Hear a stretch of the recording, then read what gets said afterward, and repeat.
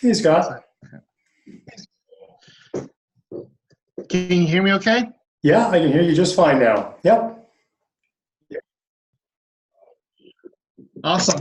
Awesome. Sorry for the slight delay. I was trying to get dialed in appropriately. Yeah, no worries, no worries. So I see the Quebec flag in behind you. So I was under the assumption you were down in the States, so maybe you're an Yes. expat down in the States. Tell me about that. So I was actually born and raised in the U.S., but my mother is from Montreal, and so as a result, I am Canadian, and I even have my Canadian passport. Excellent. Well, that's Which kind of comes in handy because I'm sorry. It kind of comes in handy because I do travel around the world, and you never know when you're in a place that doesn't like Americans. So I can always say I'm Canadian. Yeah, you know what? I've experienced a little bit of that in my travels. So it's I guess it's nice to have both passports in your pocket, right? Absolutely, absolutely. So, Scott, what makes this fun? One of the things that you had mentioned to me earlier when we were doing our little connection on LinkedIn, we were just getting started. You were talking about marketing, and before we get into just a little bit of an introduction of who we are, so we get to know each other better, I just wanted to check with you. I like to record these sessions, so it's being recorded now, just in case there's something in here that you or I might want to use down the road. So if you're okay with that, I'll keep recording it, and at the end, if we feel we're going to post this up onto YouTube or something for both of us to share and utilize, if you're okay with that, I'll just continue recording. Is that okay with you? That works, and you know, if you do post with it. Sorry, I lost a bit of the audio there. But one of the things that one of my mentors, Gary Vaynerchuk, he keeps instilling in our minds is document, don't create. So I like to document everything, and then I've got it. I did an interview with somebody I connected with on LinkedIn about 3 weeks ago, and he said to me, "Please tell me you recorded that." And I went, "Yeah, I did record it." so now I make sure I always ask everybody, "Hey, look, we're going to record this." And I hope it's going to turn out. I hope it's going to turn out well. So, I think first off, I was just going to say I came from the medical field in my first career, and in that field, if you didn't document it, it wasn't done. Yeah, no, exactly. So I guess tell me. I guess when I looked at your LinkedIn profile and saw you were from the learning industry.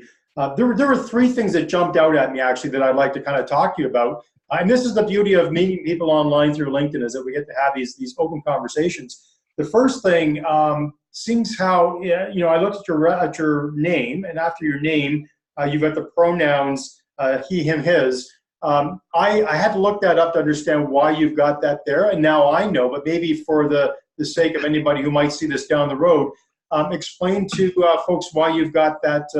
Why you've got that there in your salutation and your LinkedIn profile.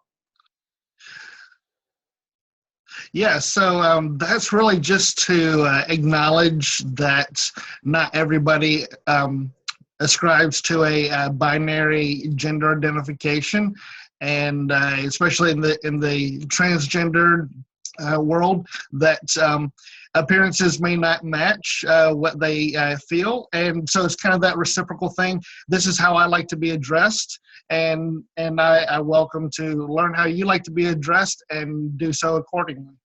Yeah, no, that was, it was the first time that I had seen that in a LinkedIn profile, so I thought I had to ask. And of course, I did my homework and looked it up as well to find out what it was, because it was of interest to me. I mean, to me, that's having a growth mindset, just always asking questions and trying to grow and expand, right? So I think here in Toronto this past weekend, it was Pride Weekend in Toronto. So diversity, the idea of diversity being front and center in our minds is very, very front and center these days. So no, I think it was just a timely thing to see and to talk about, yes. And so that's awesome. You did mention that. Are you an Ironman as well? Because you'd mentioned that we have. I am. I did Ironman. Sorry, which you did Ironman Texas? Yes, I did Ironman Texas in 2017. Awesome. And how was that experience for you? It was phenomenal. It was worth every bit of pain and suffering that I went through for training. It was a very long day, but there's nothing like crossing the finish line and having Mike Riley say, "You are an Ironman." So will you do another one? That's the question. I'm already registered for Ironman Arizona this November. All right. And 3 weeks prior to that, I'm actually doing Ironman Waco, which is a 70.3. Nice, nice. You know what? When I first did my first triathlon, I had no idea what I was getting involved in. My first was a half, which is the 70.3 up in Muskoka, and I really literally had no idea what I was doing. Survived that and went, yeah, I've got a bigger itch to scratch. So what's fun for me is I learned three things I learned a different thing from each one of my 3 Ironmans.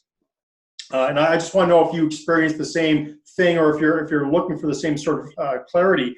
But I found when I did the first one, I realized that anything is possible, right? Because once you cross the finish line, once you go, okay, yeah, this is doable. It hurt, but I'll figure it out. Maybe do it better next time. So the first is realizing anything's possible.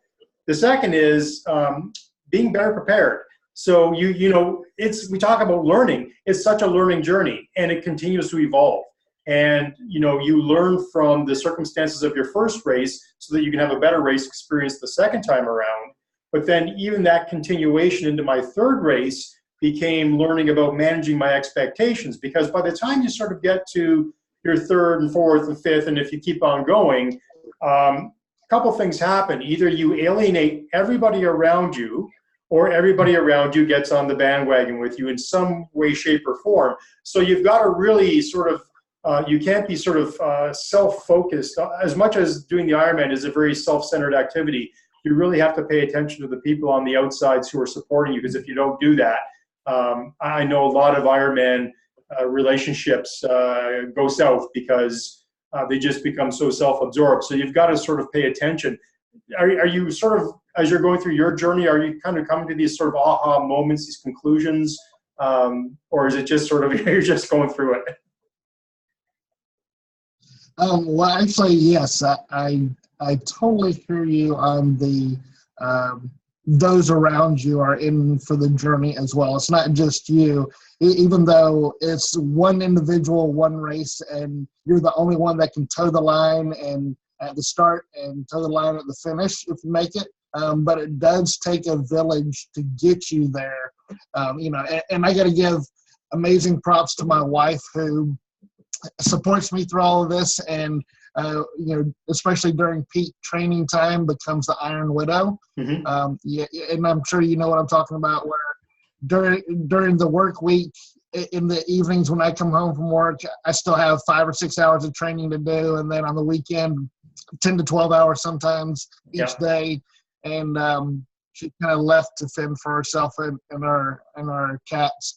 But absolutely, probably one of the biggest aha moments for me. I also experienced the I can do it, but I've also experienced the flip side of the I can do it coin, which for me is I've done 8 halves, and the first one I realized, oh yeah, I can do this. The second one was a little bit better, but then there does, for me anyhow, there did come that point in time where I started to become complacent because I know I can finish, and so some things start to fall off the priority list, and I start missing training events because you know what, I really need to take care of this other thing, and I can run 8 miles tomorrow instead of 6 today, kind of thing. And so there is that double-edged sword where it can also become your worst enemy if you let it.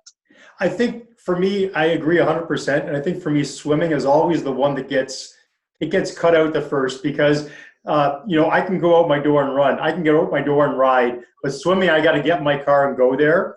whether it's to the pool or it's to our open water swim. And it's always like, yeah, it just, I'm never going to get any faster. And the thing is, and that's a bit of a fixed mindset attitude. Let's put it this way. There's no need for me to get any faster. That's a better way of putting it. If I did focus all my time and energy on swimming, I would get faster.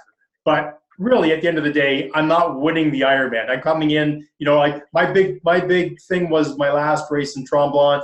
I made the first sheet. I was number 60 in my age group. So I made the first sheet of the first third of results for my age group. So I was thrilled. I know I'm not going to be at the top of it. For what I have to give, the amount of time I have to train. And I think it's kind of a funny thing that I went through, which was when I went to Cozumel. And I'll tell you this, when you go to a destination race, always try, this is what I learned, always try to find a nice place for your support team, your wife or whoever's coming with you, to stay. Because if it's a really crappy day outside, you want to make sure that at least they get a good experience too. So even in Cozumel, we stayed at a beautiful resort, and I'm pretty sure I didn't see it, but my wife has a video of me going by where she's holding a drink in her hand from the resort, and she did catch me going by on my bike, and that was it. And she had a great day that day. In Tremblant, we had a room right overlooking the finish line, so if it had been a rainy, miserable day, she could have sat there and just enjoyed the world going by. So that's a big tip that I learned, is if you're going to do a destination race, always sort of make it spectator friendly if you can for the people who are following you and supporting you, because it makes it more fun for them. Absolutely. And unfortunately, my wife is the one that does all of the booking because I somehow managed to get the most expensive places. Not by design, but by, I don't know how to find the deals like she does. And she always finds hotels closest to the finish line for the very reason you're talking about. So she doesn't have to be out on a course somewhere waiting for me. She can wait in the hotel and come out when it's time, kind of thing.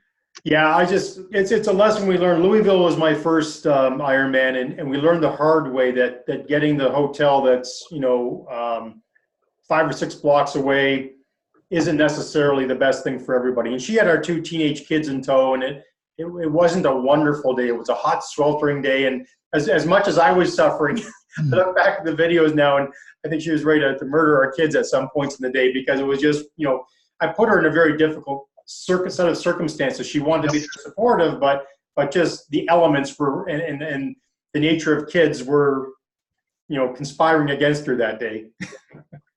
But listen, what I would love to totally understand. What I'd love to talk about is just a couple of things. One, I know when I read your profile and I learned that you're from the learning industry, what really struck me is you're all about key performance indicators and really helping deliver measurable goals or measurable results from training.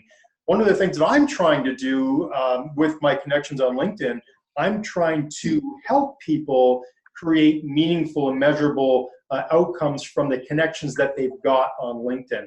It's not always about having 1 million connections. It's about what are you doing with 100 or 200 or 1,000 that you've got, and are they quality connections? So maybe you can talk a little bit about how you deliver value through key performance indicators through the learning experience, and then I can talk a little bit about how I do that through LinkedIn and connections and marketing. Sure. So, like a lot of people in this field, I cut my teeth on actual teaching. And then as I grew my career, I got into the measurement and evaluation space, which not everyone does. But I loved it so much that after my PhD, a couple of years later, I decided to do a second master's in education measurement. And one of the things that, when it comes to those meaningful education outcomes, I'm a really strong proponent of not measuring everything you can just because you can, but rather really measuring the things that are meaningful, that not just tell a story, but tell a story that stakeholders are interested in learning about. And in my evaluation practice, the key question that I ask every stakeholder when they come to me and say, hey, we want you to measure X learning event or X training or whatever that is to see how effective it was. I'm like, all right, let's start at a different place. Let's, excuse me. Let's start at, what do you want to learn? What do you want to get out of this that you don't already know? You know, it's one thing to throw around key performance metrics. And right now I'm in the call center industry, so things such as average handle time or customer satisfaction or these things that are easy to measure. I'm like, no. What do you want to learn? What do you hope to find out about this training that solves something that keeps you up at night? What is that story? Mm-hmm. And I drill down on that. And one of the things that, because I don't necessarily include the metrics that everyone does, but it's a superficial thing. One of the things that I do is hypothesis testing. You know, this training was developed to address a particular business problem, in part and at least in theory. So, all right, let's test to see if that does, and we'll identify those relevant factors that would inhibit or enhance people actually using what they're taught. But then we'll test either before and after, or a with and without comparison to isolate that training event and see was there an effect based on the training. And along with that, we'll test to see if there are some other factor, because I don't focus just on the training. I look at the other factors some other factors as well, and just do that appropriate statistical analysis to see if, in fact, this event created a change, not just a relationship, but an actual causation. Yeah, no, I think that's really interesting. And when you sort of start from the end outcome in mind and then work it back, you know, that's a really, really smart way to do things. I know when I talk to people about creating an image for themselves, and you know, we think about when you want to become an Ironman, right? You say, I'm going to sign up for this thing. So this is what this is the outcome that I'm trying to achieve. Now, what's the recipe that I have to follow from today to then to get there, right? And it's a cause and effect situation. And what's interesting, and I think, you know, there's always a measurement of error, right?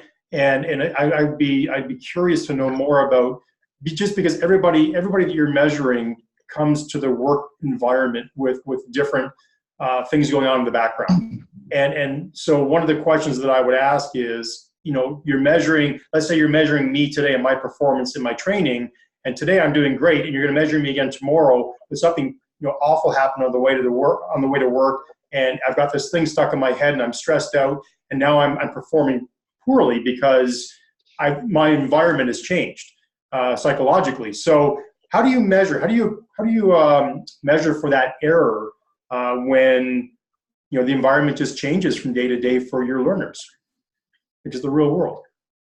That's a great question. And so when I'm framing up an evaluation project, I go through an initial discovery process where I'm learning in great detail about the problem that's being solved with training, what the training is supposed to do, what success looks like, what things may influence success. So if I'm thinking about things such as, is gender a relevant factor, or is marital status, or age, previous experience, tenure with the organization, a college degree, whatever those things that through this discovery process, as I'm asking questions, we identify of, you know what, this actually might have an effect.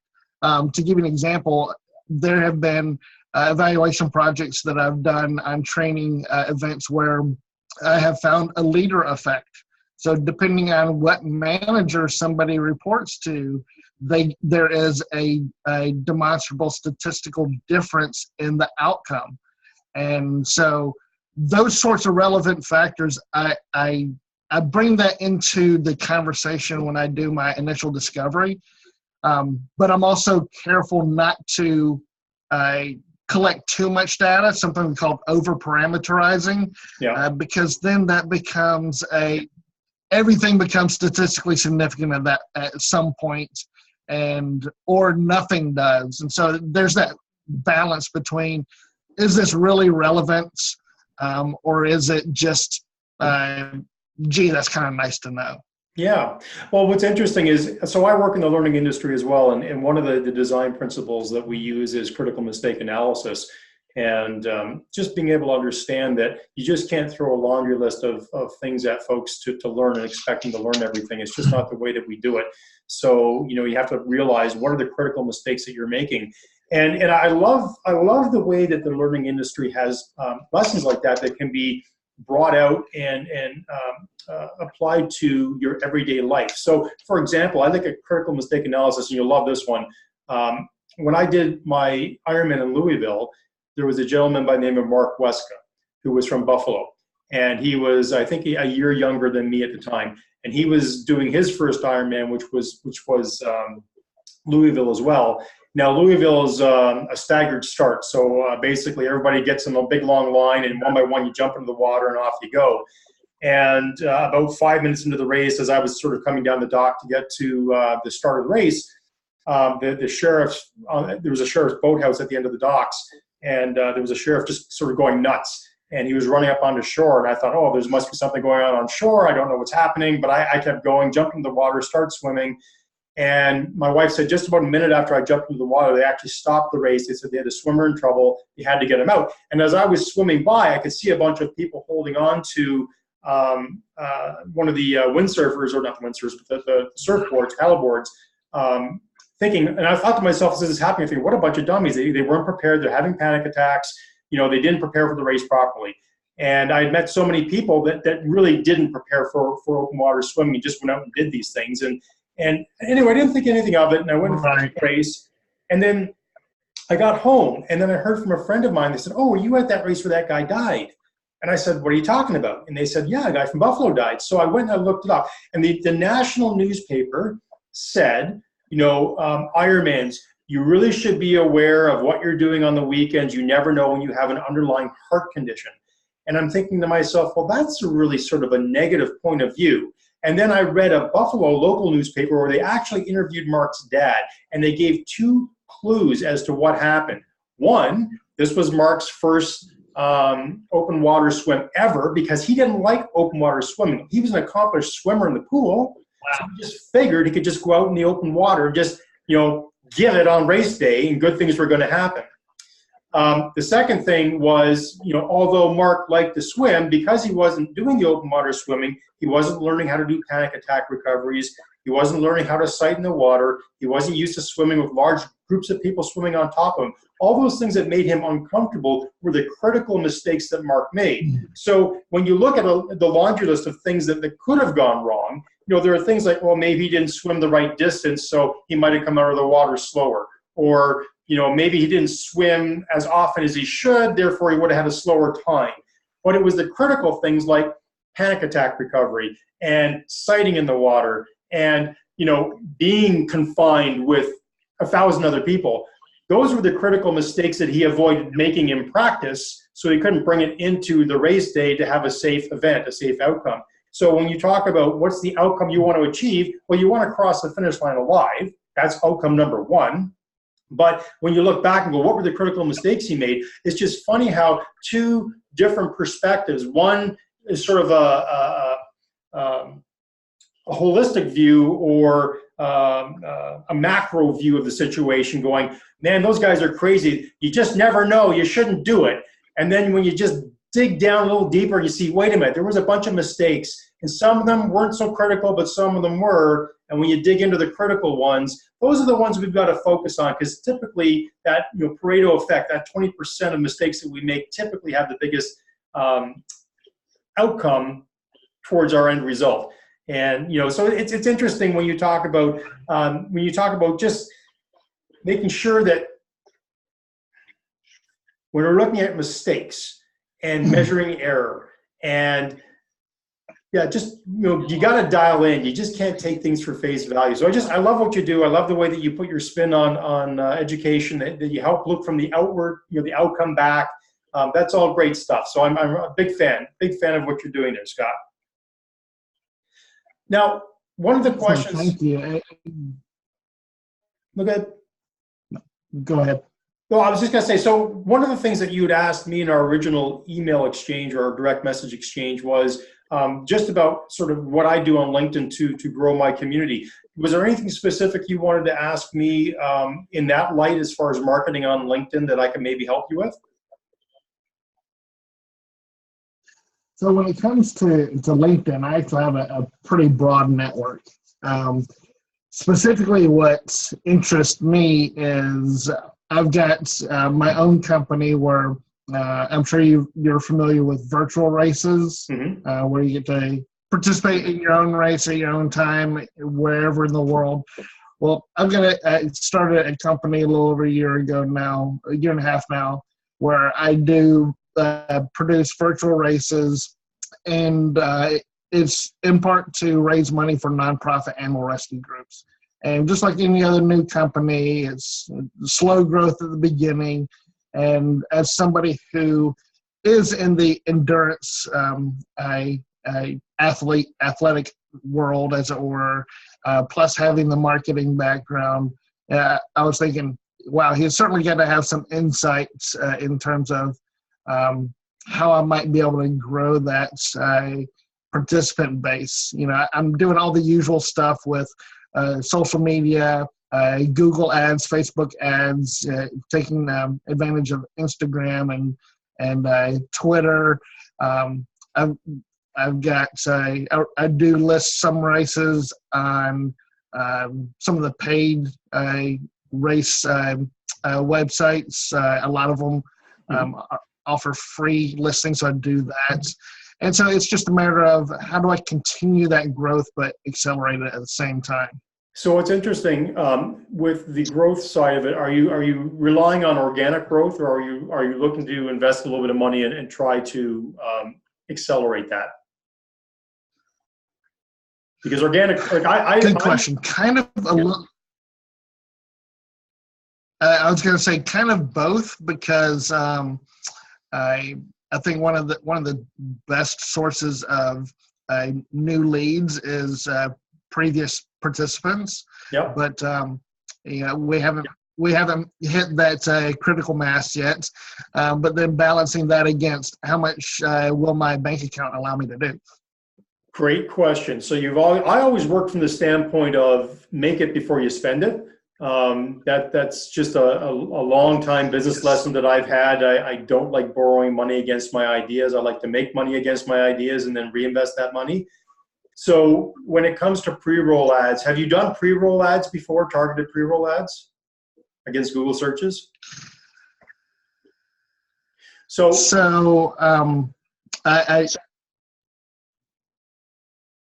Okay, so sorry for the delay. Yeah, I know there's a delay, so it's a bit awkward. Just in case you're not aware, so a pre-roll ad is based against the Google search. So let's say I'm searching the term virtual running, right? Your ad will play against anybody who is searching the term virtual running. So it's that ad that pops up you've got to watch it for 5 seconds on YouTube before it goes to the skip button.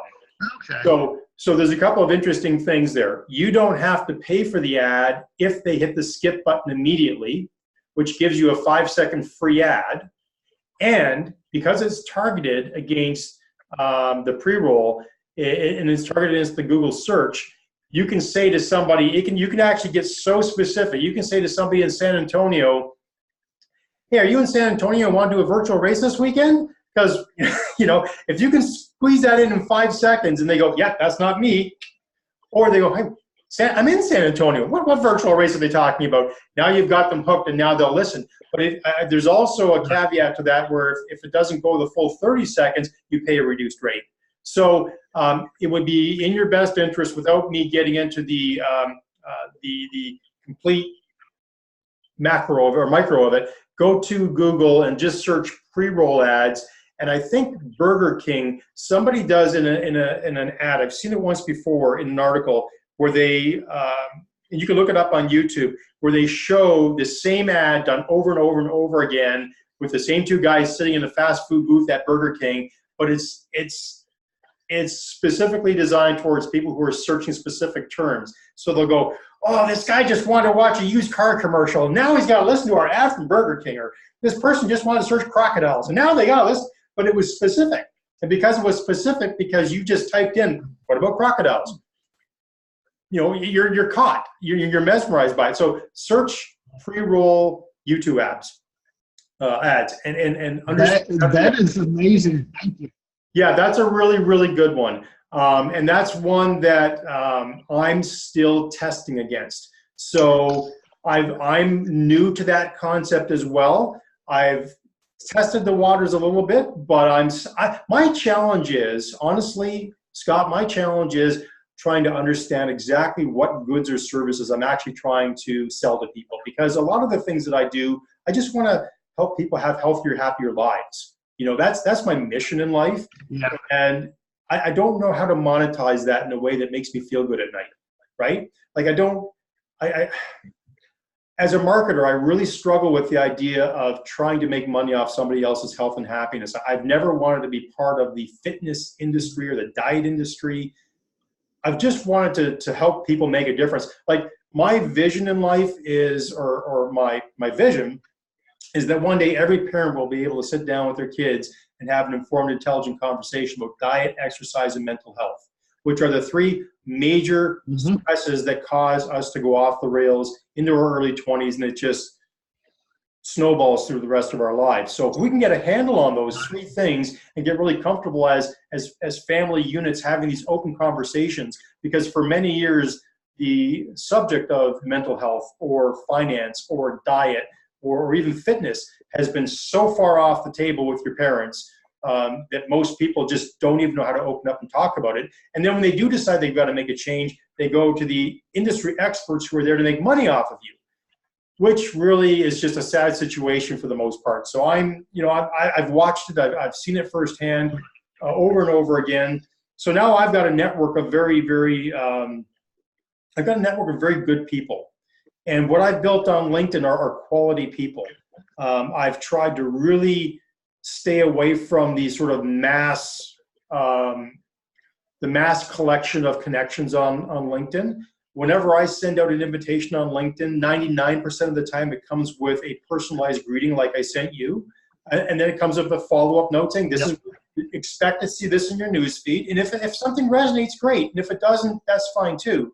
But the thing you've got to remember about LinkedIn is that the people who are on LinkedIn that might be your typical customer might be different from the people who will be on Instagram and Facebook, who are there for more of a social reason.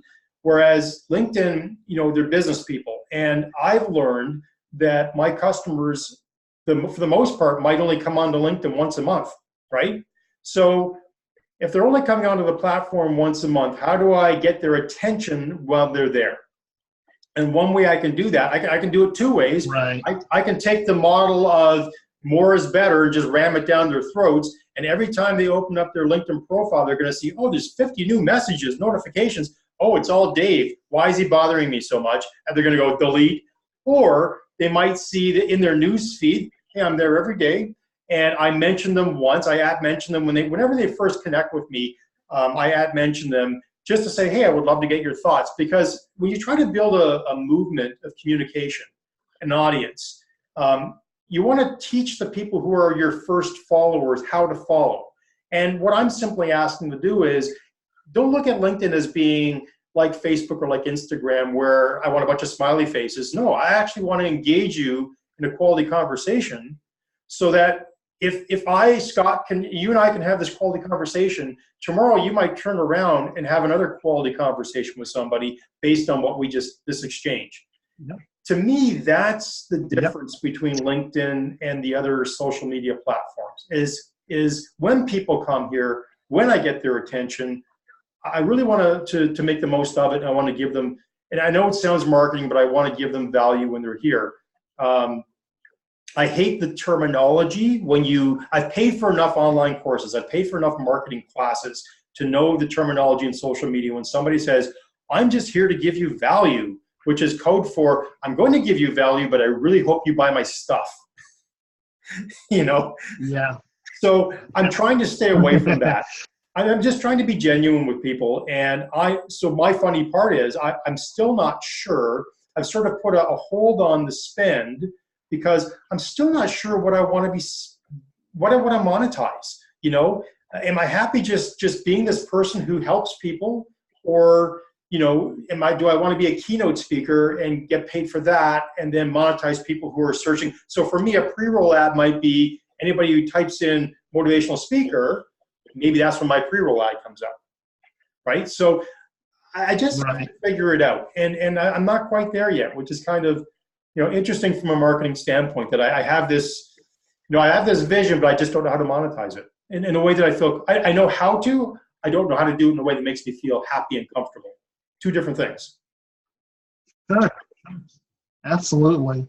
Absolutely. And, you know, I think the same can be said about me and my company, Forever Home Running, which is, you know, I'm super passionate about endurance sports. I'm also super passionate about animal rescue, and combining those two in a way that is beneficial to those who participate and beneficial to the nonprofit organizations that I support. And I'm happy in the process as well. You know, that's the secret mix that I'm still working on the proportions.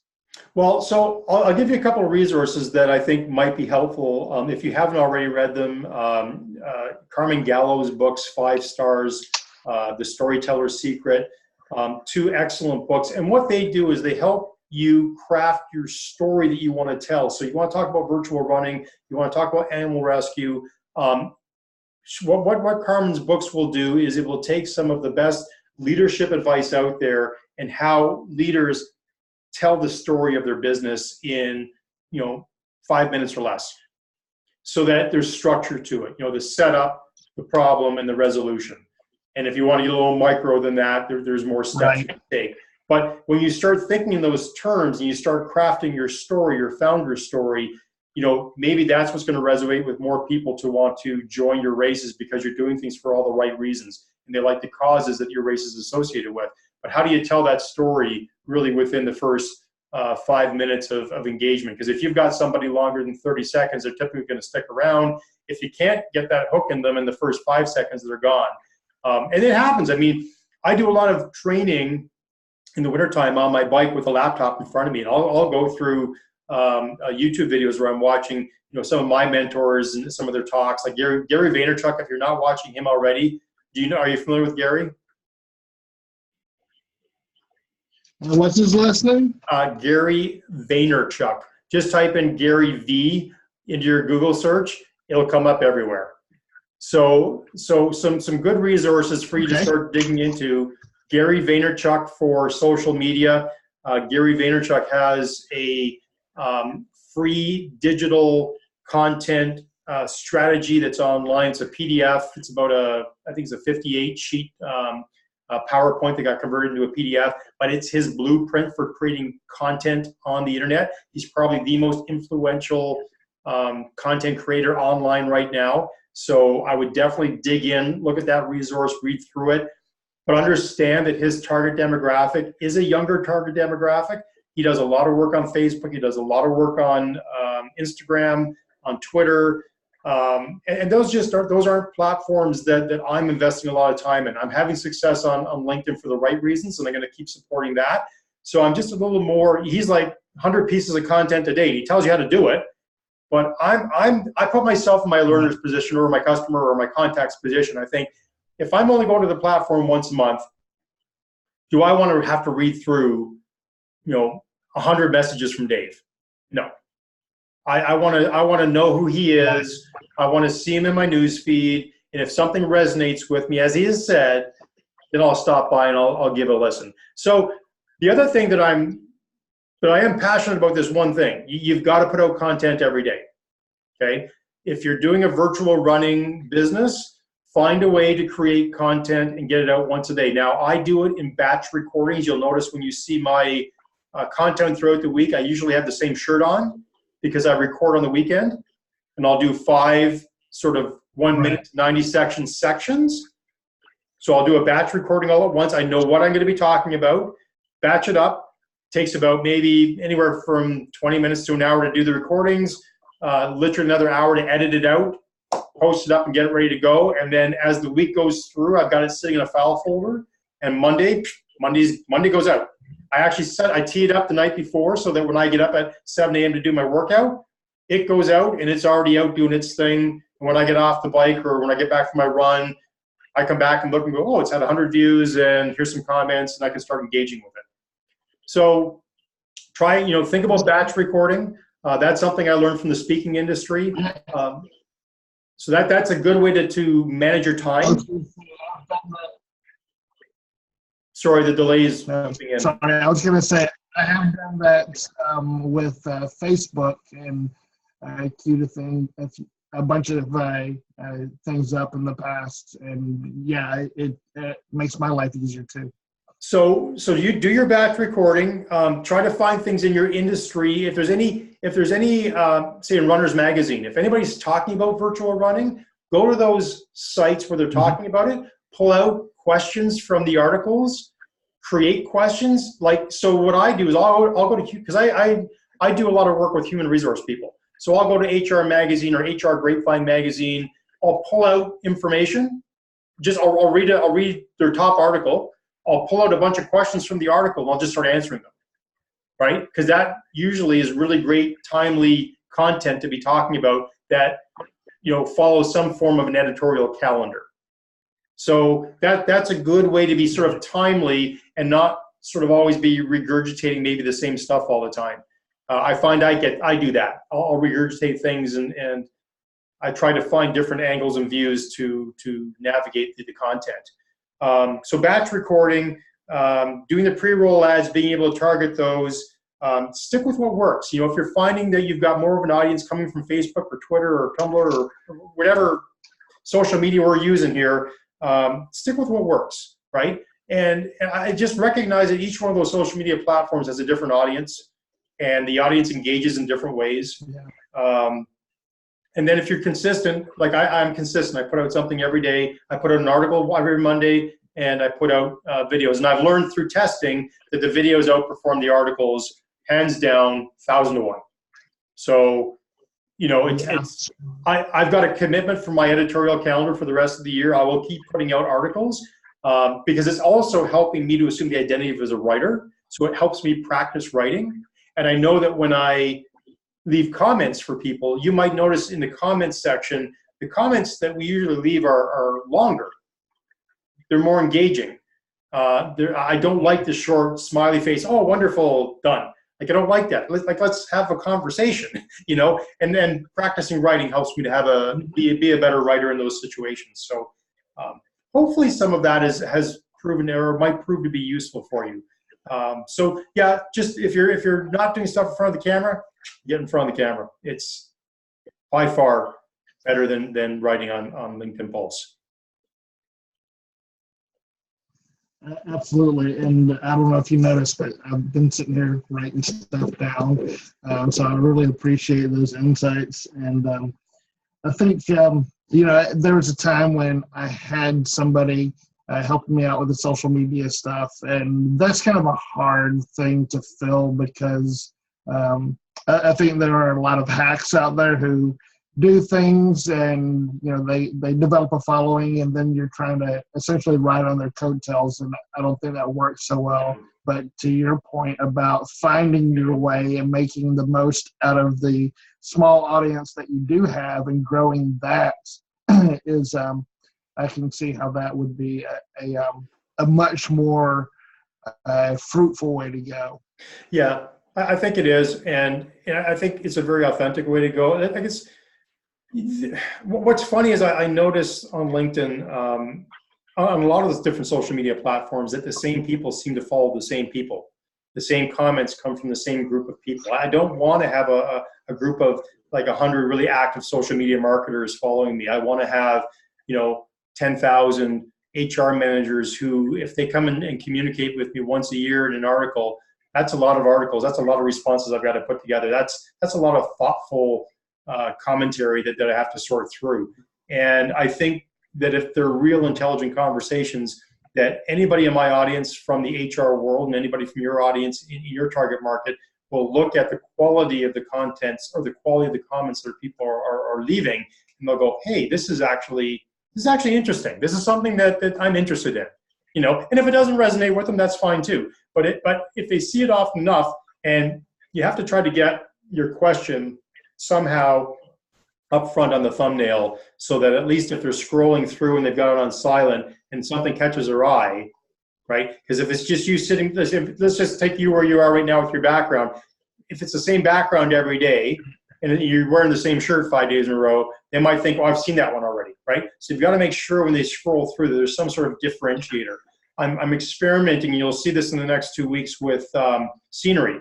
So I've done 2 weeks of outdoor videos where the scenery is different each time to give somebody the sense that, oh, this is a new video, right? So you want to be consistent, but I'm just playing with the idea of changing it up to see, because I've got a sense now of when I do it from my office, how many people view, and now I want to see, does the scenery make a difference, right? If I put myself in a little position, if I'm an HR manager sitting in a meeting, 3 o'clock in the afternoon, I'm looking out the window, it's a beautiful sunny day outside, don't want to be in this meeting, I'm scrolling through my phone, what's going to capture my attention? Is it going to be Dave sitting at a desk, or is it going to be a picture of, like this weekend, my wife and I were down in the Niagara Whirlpool, in the Niagara Gorge, just below the Niagara Falls.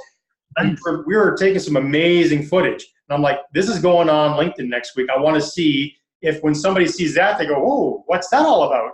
And get drawn in. I just want to know if that makes a difference, because as somebody who's trying to gain an audience, that might give you some really good insights to what kind of content do I have to put out that will attract the right attention, right? It's about testing. Right. Yeah.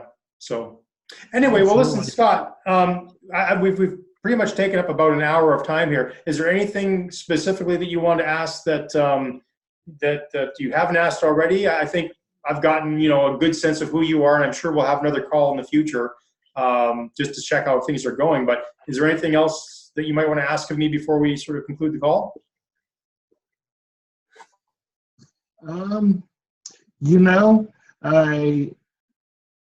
Yes, actually.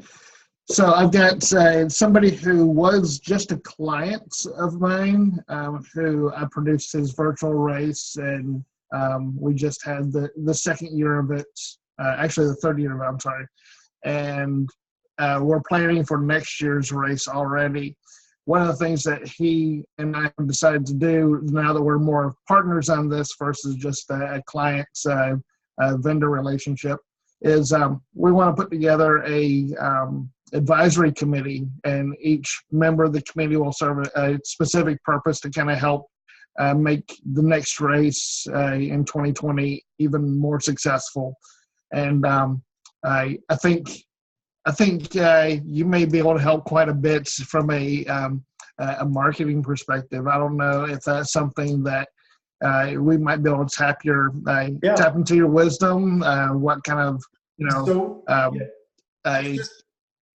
just to give you some background. I mean, I'm a race director for 6 triathlons every summer, from the provincial sprint championships to the Toronto Triathlon Festival, to a number of kids triathlon events. So I understand the logistics behind running an actual event. So I'm actually curious to learn more about the virtual event, because boy, if you don't have to move things around and set up the race course, it just intrigues me now. All the heavy lifting's gone. Yes. So just which is cool because that's cool because I'm actually I'm a race director too, but I've never done any on-site races. Everything has been virtual, and from a logistics standpoint, a lot of the same things are a lot of things are the same, such as you got to plan ahead. Timing of the races, everything. You don't want to compete with other big races. Image is huge. The merchandising that goes along with it, huge. So help me understand what happens if people have signed up for the race all over the world. Do they have to have a specific fitness tracking device that links into your race? And how do you sense between, this person's running a race course that's got hills and this person's completely flat? Like, how do you get around all that? Yeah, we currently operate just purely on the honor system. So just like if you're running the Toronto Marathon, you go online and register. We send you the race packet, which includes whatever merchandising. We have add-on merchandise you can get, but we have a standard package that we send you. And after you decide to run your race and finish it, then you go online and log back into our website and record your time. And so right now I don't have it connected to like Strava or Fitbit or Garmin or any of the other mapmyrun.com. I would love to. I think that'll add more legitimacy to the field, to the industry rather, that a lot of people are asking about. But honestly, since this is primarily for raising funds for nonprofit animal rescue, I'm less concerned about those kind of details than you might be if you're doing a virtual version of your site-based race. Well, what strikes me, and after doing so many events, like I do indoor triathlons too in the wintertime here for Triathlon Ontario, and what I can speak from experience is there are always a hardcore group of athletes who, even though it's supposed to be just for fun and training purposes, they want to know their times. They want, everything to be so-and-so. So it would be interesting if through Strava, if you could have somebody map out a race course on their geo platform, so that let's just say there's a grading. So course 1 has a hill rating of 1. Course 2 might have a hill rating of 2, and so on and so forth. And then maybe you've got to just map out your own course that you're going to follow, and that's going to, because it can tell the elevation, maybe that would go, oh, what you're running today is a course 2. What you're running today is a level 4. And then that brings parity into the types of racing that people are doing. And then if they're wearing their device that's hooked up to the Strava, then it is what it is. Like, there's no honor system. You just plug your watch back in, and there you've got a race course. Now, it'll never be identical. It might be freezing here and sunny and all get out over here.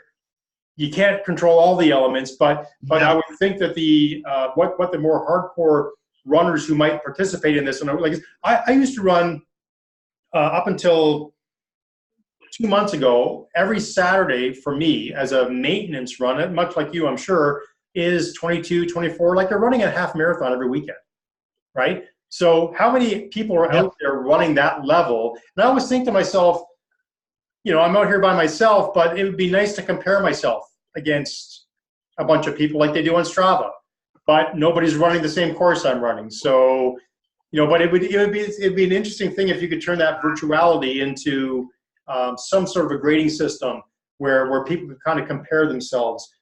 I just think you might get more traction with that. Just a thought.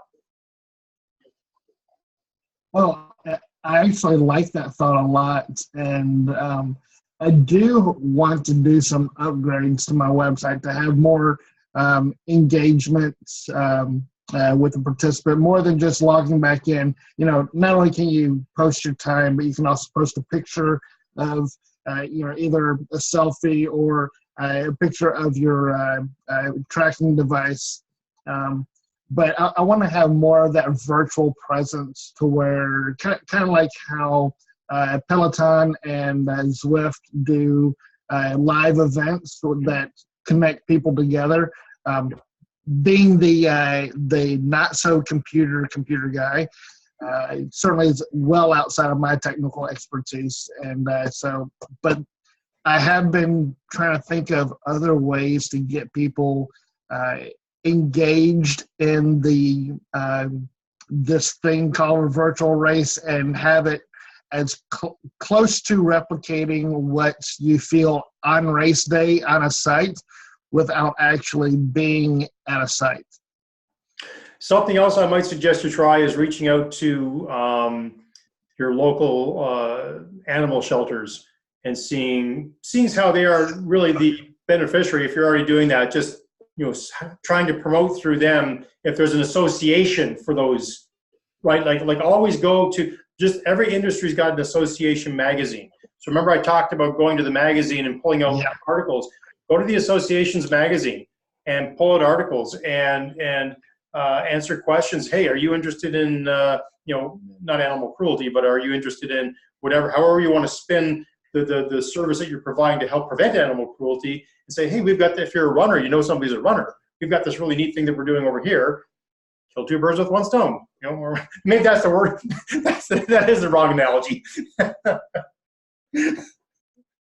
But you know what I mean. I hear you there, and yeah,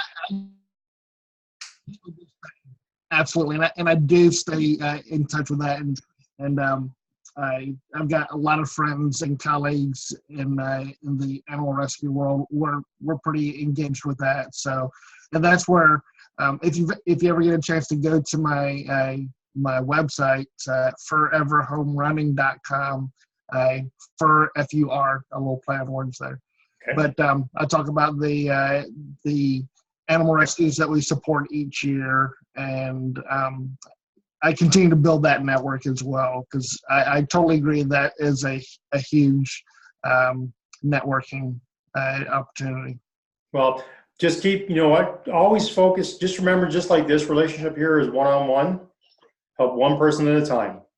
100% of your attention. Yep. And you just never know when that person will turn around the next day and tell somebody about you. And that's how you become remarkable, when people remark about you the next day, right? That's where the term comes from. So anyway, Scott, truly a pleasure meeting you virtually today through our Zoom meeting. And let's stay in touch.